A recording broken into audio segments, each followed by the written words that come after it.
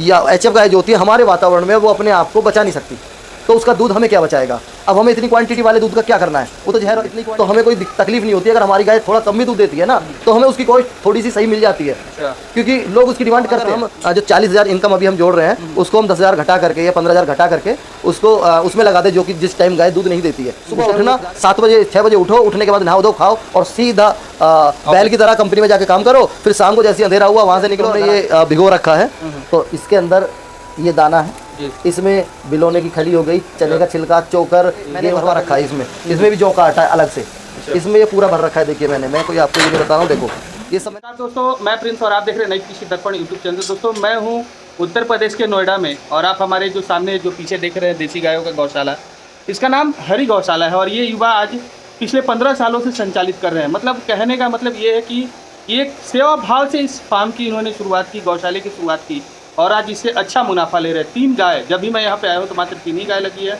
और 3 गाय से ही अच्छा ये मुनाफा ले पा रहे, क्योंकि इनका दूध का रेट शहर के बीचों बीच में है, शहर के नज़दीक में है, सोसाइटी के नज़दीक में, तो दूध का रेट इनको अच्छा मिल जाता है। इस कारण से आज अच्छा मुनाफा ले पा रहे हैं। तो हम इनके पूरे सफ़र के बारे में जानकारी लेंगे कि आखिर ये कैसे इन्होंने शुरुआत किया था, अभी क्या इनके पास चल रहा है, हर एक चीज़ हम आपको इस वीडियो में सिखाने वाले। तो मैं चाहूँगा कि वीडियो कंप्लीट देखें, जानकारी अच्छी लगे तो चैनल को सब्सक्राइब करें, साथ में बेल आइकन का बटन प्रेस करें, ताकि जब भी इस तरह का वीडियो बना तो आपको अपडेट जो मिलता रहे। और एक चीज़ मैं आपको और बताना चाहूँगा कि इनका कहने का मतलब ये भी है कि यदि आप किसी भी काम को सेवा भाव से करते हैं, यानी कि आप मुनाफा देख करके नहीं शुरुआत करते हैं, तो आपको ऑटोमेटिक उसमें मुनाफा मिलना शुरू हो जाता है। तो आइए हम सर से जानकारी लेने का प्रयास करेंगे कि इनका कैसे जर्नी स्टार्ट हुआ था और कहाँ अभी किस स्थिति में चल। नमस्कार सर, सबसे पहले आपका हमारे चैनल पर स्वागत है। आप अपना छोटा सा परिचय हमारे दर्शकों को दे दीजिए। नमस्कार प्रिंस भाई, आपका भी बहुत बहुत स्वागत है हमारी छोटी सी गौशाला में, और आपके सभी दर्शकों का मैं तहे दिल से धन्यवाद करता हूँ जो भी आपकी वीडियोस देखते हैं। तो मेरा नाम सुशील यादव और मैं नोएडा का रहने वाला हूँ। जिला ये गौतम बुद्ध नगर है, यूपी में। तो बहुत सारे लोग तो हमारे साथ नए नए जुड़ते रहते हैं सर रोज़, तो इस संदर्भ में आप अपना जर्नी के बारे में, छोटा सा जर्नी के बारे में बता देंगे, कैसे आखिर आप इस लाइन में आ गए, पहले क्या करते थे, अभी क्या इस लाइन में क्यों आए, इसके बारे में थोड़ा सा बता देंगे। देखिए, काम तो मैंने छोटी सी उम्र में खैर बहुत सारे कर लिए हैं, तो अगर गिनवाने बैठ जाए तो बहुत सारे काम हो जाएंगे। लेकिन जब हम दिल्ली एनसीआर में रह रहे हैं तो यहाँ जो आजकल का वातावरण है उसको देखते हुए, और जो चीज़ें देख रहे हैं ना हम यहाँ पे कि अभी क्या क्या चल रहा है, उसी को देखते हुए मुझे लगा कि सबसे बेस्ट जो है अपना पुश्तैनी काम, जो गाय भैंस रखना। अब भैंस तो मुझे अच्छी लगती नहीं है, देसी गाय पे पहले से ही काफ़ी इंटरेस्ट रहा है, तो लगभग अब मेरी 28-29 साल की एज हो गई है और उसमें 15 साल से मैं गाय रख रहा हूँ जी। तो इसके पहले मतलब गाय से ही शुरू किए थे या कुछ और भी करते थे? नहीं, शुरुआत तो हमारी गाय भैंस से ही हमारा चलता रहता था, लेकिन पहले इतना ना तो ज्ञान था, क्योंकि बच्चे थे। अब लगाओ 15 साल हो गए तो 14 साल की उम्र, 13-14 साल की उम्र थी, तो उतना ज्ञान नहीं था कि कौन सा पशु ठीक है, कौन सा। जब तो केवल भाई दूध बेचना या फिर जो अपनी जीविका है उसको चलाने के लिए ही हम गाय भैंस रखते थे। लेकिन अब पिछले 6-6.5 साल हो गए, तब से हमें जो लगा कि भी सबसे बेस्ट जो गायों में भैंसों में जो बेस्ट होती है वो गाय होती है, और गायों में भी जो बेस्ट होती है वो अपनी देसी गाय होती है। तो तब से हमने अपनी देसी गायों पर काम स्टार्ट कर दिया है। तो देसी गायों में तो सर दूध कम होता है, तो फिर इसका आपने क्यों शुरुआत किया? देखिए, दूध हमारा केवल एकमात्र वो नहीं था कि हमें दूध चाहिए या पैसा चाहिए। सबसे पहले दिल्ली एनसीआर में रहते हुए हम कुछ भी चीज़ खाएँ, कुछ भी खरीदें तो सब में जहर मिलता है। सबसे पहले हमें अपना स्वास्थ्य देखना है। पैसा तो हम अलग, और साधन भी हमारा बहुत सारा हो जाएगा, कुछ भी कर सकते हैं। शहर में रहना है तो कोई भी काम कर लो तो पैसा तो आ जाएगा। मेन मकसद पैसा कमाना नहीं है, मेन मकसद है हमारा अपने स्वास्थ्य को और अपने बच्चों के स्वास्थ्य को सही रखना। अच्छा, तो इसलिए आपने शुरुआत किया? जी बिल्कुल। तो एचएफ का दूध तो ज़्यादा होता है ना सर, देसी का तो कम होता है? एचएफ का दूध ज़्यादा होता है। अब वही चीज़ आ गई ना, देखिए एचएफ का जो दूध होता है, अब मैं आपको छोटा सा एग्जाम्पल दे देता हूँ एचएफ के बारे में। एचएफ गाय अपने आप को, हमारे यहाँ देखिए, अब वो विदेशी नस्ल की गाय है, वहाँ मौसम कैसा होता है हमें नहीं पता है, वो वहाँ टिक सकती है, वहाँ उसको बनाया गया है। हमारी गाय तो हमारे जब भारत में देवता रहते थे, साक्षात भगवानों ने यहाँ पे आकर के रह के देखा है, तो उन्होंने अपने लिए जो गाय बनाई थी, कृष्ण भगवान ने अपने लिए एक गाय के साथ वो आए थे। तो या एचएफ गाय जो होती है हमारे वातावरण में वो अपने आप को बचा नहीं सकती, तो उसका दूध हमें क्या बचाएगा। अब हमें इतनी क्वांटिटी वाले दूध का क्या करना है, वो तो जहर, इतनी क्वांटिटी में जहर हो गया। ये देसी गाय को आप बरसात में, सर्दी में या भरी गर्मी में, जैसे अब आजकल देख रहे हैं आप 48 डिग्री का टेम्परेचर आ जा रहा है, उसमें भी ये बड़े आराम से रह लेती है। तो जो गाय अपने आप को ना बचा सके वो हमें क्या बचाएगी। एचएफ का जो है देसी गाय अपने आप को भी बचाती है, ये सारे वातावरण में आराम से रह लेती है, तभी इसका जो दूध होता है वो अमृत समान होता है, तभी हम बच पाते हैं इसके दूध से। तो सबसे पहले स्वास्थ्य है, पैसा नहीं है मेरे लिए, सबसे पहले स्वास्थ्य है। तो सर स्वास्थ्य तो ठीक है, पैसा नहीं है, लेकिन पैसा रहेगा तभी तो जीवन यापन चलेगा। देखिए मैंने बताया पैसा किसी भी तरीके से कमा सकते हैं। अभी क्या है कि देसी गाय आजकल लोगों को पता चल रहा है धीरे धीरे, जी जो जागरूकता फैलती जा रही है, चाहे वो अनपढ़ हो या पढ़ा लिखा हो। अब पढ़ा लिखा जो व्यक्ति पैसा तो कमा लेता है, लाख 2 लाख 3 लाख रुपए सैलरी, यहाँ सॉफ्टवेयर इंजीनियर है, बड़ी बड़ी सोसाइटी हैं, उनमें लोग कमा लेते हैं, लेकिन वो भी स्वास्थ्य को लेकर बड़े चिंतित हैं। तो उसी को देखते हुए आजकल जो जागरूकता फैल रही है देसी गायों के प्रति, इसके दूध के प्रति, क्योंकि इसमें A2 प्रोटीन पाया जाता है, इसमें ऐसे गुण पाए जाते हैं जो कि हमारे स्वास्थ्य के लिए, हमारे शरीर के लिए लाभदायक होते हैं और बीमारियों से लड़ने की क्षमता इसका दूध हम रखता है। तो जो ये जितने भी यहाँ लोग रह रहे हैं शहर में शहरी जीवन व्यतीत कर रहे हैं, उनको सबको पता है कि पैसा तो हम कमा रहे हैं, लेकिन उसके साथ साथ हम अपनी जो खान पान में बदलाव करें। और देसी गायों का दूध जो है यहाँ डिमांड में चल रहा है इसीलिए, क्योंकि ये बहुत लाभदायक होता है शरीर के लिए। तो हमें कोई तकलीफ नहीं होती। अगर हमारी गाय थोड़ा कम भी दूध देती है ना, तो हमें उसकी कॉस्ट थोड़ी सी सही मिल जाती है, क्योंकि लोग उसकी डिमांड करते हैं, तो हमें कोई फ़र्क नहीं पड़ता है। और उससे क्या होता है, देखिए हमारी जीविका भी चल जाती है और दूसरी बात देसी गायों का बचाव भी हो जाता है। जो अपनी भारतीय नस्लें हैं इनका बचाव भी हो जाता है। तो किस किस नस्ल की गाय है आपके पास सर? देखिए हमारे पास ये जो गाय है ये पहाड़ी नस्ल की गाय है। अच्छा, ठीक है जी। वो हमारे पास जो गाय है गंगा तीरी है, अच्छा, और वो हमारे पास वो खड़ी है वो थार पारकर गाय है। अच्छा जी। तो मिल्क कैपेसिटी बता देंगे इनका सर? मिल्क का कैपेसिटी ये 8 से 10 लीटर दूध देती है। अच्छा, ये गंगा तीरी हो गई, ये 10 से 12 लीटर दूध देती है। वो थार पारकर कोई 14-15 लीटर दूध देती है। जी। तो दूध का प्रोडक्शन कितना कर लेते हैं? टोटल दूध का प्रोडक्शन जो होता है वो लगभग 20-22 लीटर अभी जो एवरेज आ रहा है वो हो जाता है। एवरेज मतलब 20-22 लीटर रहता जी। है? तो 20-22 लीटर दूध किस रेट से सेल करते हैं सर? ये हमारा जो दूध सेल होता है वो यहाँ पे 100 से लेकर 120 के ऊपर रहता है। अच्छा। वो डिपेंड करता है कि कस्टमर कितनी दूरी पे रहता है। जी जी। तो महीने का खर्चा फिर कितना करते हैं इन पर सर? देखिए तीनों गायों पे महीने का खर्चा लगभग 20,000 रुपये कर लेते हैं। 20,000? जी। मतलब 2,000 रुपये पूरे साल थ्रू आउट द ईयर आप दूध बेचते हैं, 2,000 रुपये का डेली, जी। और आपका 20-22 महीने का थ्रू आउट द ईयर खर्चा जी होता बिल्कुल। है।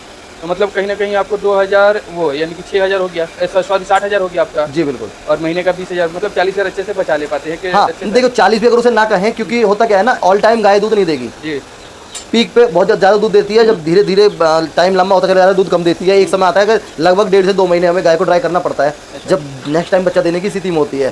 तो अगर हम जो 40,000 इनकम अभी हम जोड़ रहे हैं उसको हम 10,000 घटा करके या 15,000 घटा करके उसको उसमें लगा दे, जो कि जिस टाइम गाय दूध नहीं देती है उस टाइम उसको खिलाने में लगा दे, तो 20 से 25,000 रुपये भी हम आराम से इन गायों से निकाल लेते हैं। जो कि हम अगर फ्रेशर के तौर पे जाए, किसी भी कंपनी में कोई भी कंपनी हमें लेगी तो फ्रेशर के तौर पे 10, 12, 15,000 मुश्किल से देगी और 10-12 घंटे वो हमें से काम करवाएगी। जी जी। और फिर सुबह उठना 7 बजे 6 बजे उठो, उठने के बाद नहाओ धो खाओ और सीधा बैल की तरह कंपनी में जाके काम करो, फिर शाम को जैसे अंधेरा हुआ वहाँ से निकलो और घर आके सो जाओ। तो वो वाली ज़िंदगी अपनी नहीं है। यहाँ बड़ा खुश रहता हूँ मैं गायों में। एक तो गाय की सेवा हो जाती है, लोगों को मेरे द्वारा अच्छा दूध मिल जाता है और मेरे घर को भी अच्छा दूध मिल जाता है और मेरी इनकम हो जाती है। मुझे इससे ज़्यादा कुछ नहीं चाहिए होता है।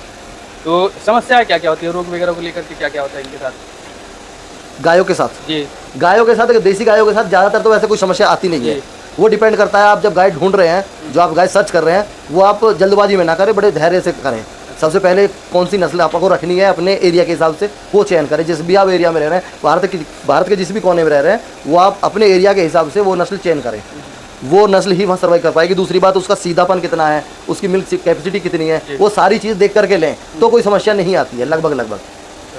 तो खान पान में इनको क्या क्या आप खिलाते हैं? खान पान में देखिए अभी तो हमने ये भिगो रखा है, तो इसके अंदर ये दाना है, इसमें बिलोने की खली हो गई, चने का छिलका, चोकर, गेहूं का दलिया, जौ का दलिया और चनी। जो चना होता है ना उससे छोटी होती है चनी, जो कि खंडा के रूप में आती है, तो वो हम खुद दलवा करके लाते हैं। गेहूं आदि जो दलिया होता है ना वो खुद दलवा के लाते हैं, उसमें नमक और सोडा ये चीज़ ऐड करते हैं और आराम से नेचुरल तरीके से इन चीज़ों को खिलाते हैं। तो ये तीनों गाय के लिए अलग अलग है? हाँ जी, तीनों गाय के लिए अलग अलग है। ये सुबह का भिगोया हुआ शाम को देते हैं? सुबह भिगो शाम को दे दो और शाम का भिगो सुबह को दे दो जी। उसके बाद भूसा वगैरह? उसके बाद गेहूं का भूसा हमारे पास गर्मियों में गेहूं का भूसा चलता है, सर्दियों में गेहूं का भूसा और जो धान की वो होती है ना पराली, उसको हम खिलाते हैं। और बीच बीच में जैसे जैसे उपलब्ध होता है हरा चारा भी हम इनको खिलाने की कोशिश करते हैं बजट के हिसाब से जी। उसके अलावा कैल्शियम मिनरल वगैरह भी? हाँ जी बिल्कुल, कैल्शियम देखिए हम, क्योंकि ऐसा होता है ना गाय चुगने नहीं जाती है या हर टाइम गाय हरा चारा नहीं मिल सकता, तो उसके लिए हम ये कैल्शियम की बाल्टी होती है 20 से 25 लीटर की, इसको लेके आते हैं हर महीने। और ये मिनरल मिक्सचर, जो भी शरीर में मिनरल्स की कमी होती है, ये मिनरल मिक्सचर होता है, इसको हम खिलाते हैं। तो ये चीज़ तो रेगुलर चलती रहती है हमारी। ऐसे गाय आपके पास रहती है? बिल्कुल जी बिल्कुल, गाय के स्वास्थ्य के साथ हम खिलवाड़ नहीं करते हैं। जो भी इनको ज़रूरत होती है, मेरे बड़े भाई पशुओं के डॉक्टर हैं और उनके द्वारा जो भी जानकारी मिलती है कि भी पशु के लिए यहाँ पे किस किस चीज़ की रिक्वायरमेंट है, वो सारी चीज़ें मैं इनको देने की कोशिश करता हूँ, क्योंकि देखिए यही हमारा सब कुछ है। इन्हीं से हम हैं, हमसे ये नहीं है, इनसे हम हैं। जी जी बिल्कुल। हम जो जीवन व्यतीत कर रहे हैं ये मानो इनसे, हमारे जो बच्चे जीवन व्यतीत कर रहे हैं इनसे, जी आज उनकी जो वृद्धि हुई है वो इनसे है। मेरा 2.5 साल का बच्चा है, सॉरी 6-7 साल का लड़का है, वो 2.5 महीने से, जब वो 2.5 महीने का था तब से इस गाय का दूध पी रहा है और आज तक उसे कुछ नहीं हुआ, जबकि 6 महीने तक कम से कम माँ का दूध पिलाया जाता है। लेकिन मैंने 2.5 महीने से गाय का दूध पिलाना स्टार्ट कर दिया और आज तक उसके स्वास्थ्य में कोई भी दिक्कत नहीं है। अच्छा, तो इनका ब्याज कितने दिनों तक चलता है सर? ब्याज देखिए, एक गाय का 9 महीने का प्रेगनेंसी टाइम होता जी। है। बच्चा देने के बाद एक गाय लगभग 2-3 महीने के बाद जो है प्रेग्नेंट होने की दूसरी कगार पे आ जाती है। अच्छा। प्रेग्नेंट होने के फिर 9 महीने बाद वो बच्चा देती है। तो ये मानो लगभग 9 महीने 10 महीने गाय दूध दे देती है। अच्छा, तो सर जब भी मैं आया तो आपके पास 3 से 4 ही रही, तो जैसे बच्चा देती है तो फिर क्या करते हो? देखिए, जो हमें लगता है कि क्योंकि शहर में हम रह रहे हैं और यहाँ बहुत ज़्यादा पशुओं को खिलाना हमारे लिए लाभदायक नहीं होता है, जी खर्चा ज़्यादा बढ़ जाता है। तो हम गाय तो बेचते नहीं हैं, खरीद तो लेते हैं लेकिन सेल नहीं करते हैं गायों को। अच्छा। तो हम जो भी हमारे पास एक्स्ट्रा गाय या बछड़ी होती है ना, हम किसी ज़रूरतमंद इंसान को ऐसे ही, उसे दान भी नहीं कहेंगे हम क्योंकि हम इतने दानवीर नहीं हैं, ऐसे ही उससे कुछ शर्तें मनवाते हैं कि अभी तुम अपने घर रखोगे, अच्छे तरीके से खिलाओगे, और उसको बार बार देखते भी उसके पास जा करके कुछ ज़रूरतमंद लोगों को दे देते हैं। अच्छा जैसे किसी गाय में कोई गाय प्रेग्नेंट नहीं रही जी जी तो उसमें 2-3-4 लीटर दूध है तो हम उसको दे देंगे, उसके हिसाब से वो अपने घर दूध पीता रहेगा और उसको खिलाता भी रहेगा। जी। कोई बछड़ी किसी को अच्छी लगी हम उसको भी ऐसे ही दे देते हैं। तो हम गाय उतनी रखते हैं जितना हम खिला सके और जितनी हमारे पास डिमांड होती है दूध की, केवल उतनी।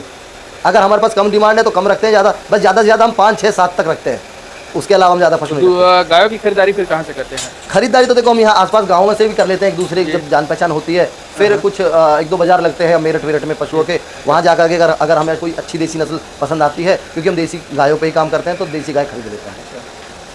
तो मतलब पूरी तरह से संतुष्ट है आप? बिल्कुल बिल्कुल। देखिए, मैं संतुष्ट हूँ, मैंने बहुत काम कर लिए हैं, बहुत काम देख लिए हैं, लेकिन कहीं भी किसी भी चीज़ में मुझे मज़ेदारी नहीं लगी है। सबसे बेस्ट मुझे ये लगा है, और आने वाले जो भी जीवन ऊपर वाले ने मुझे बकस रखा है वो सारा का सारा मैं चाहता हूँ मैं इन गायों में व्यतीत करूँ।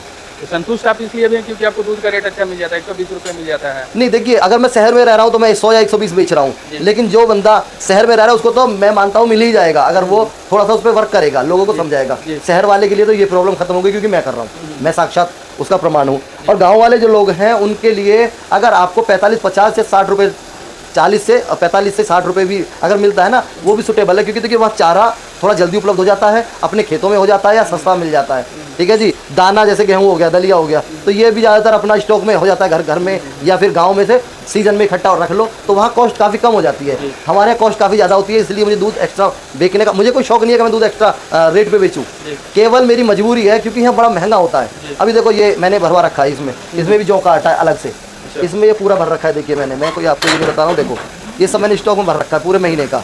तो मेरी मजबूरी है यहाँ से महंगा खरीदने की और महंगा खिलाने की, वरना अगर मेरे पास सस्ते जो चारा और दाना उपलब्ध हो जाए तो मैं गायों को अच्छा खिलाऊँ, सस्ता खिलाऊँ और लोगों को भी फिर सस्ता दूध प्रोवाइड करवा दूँ।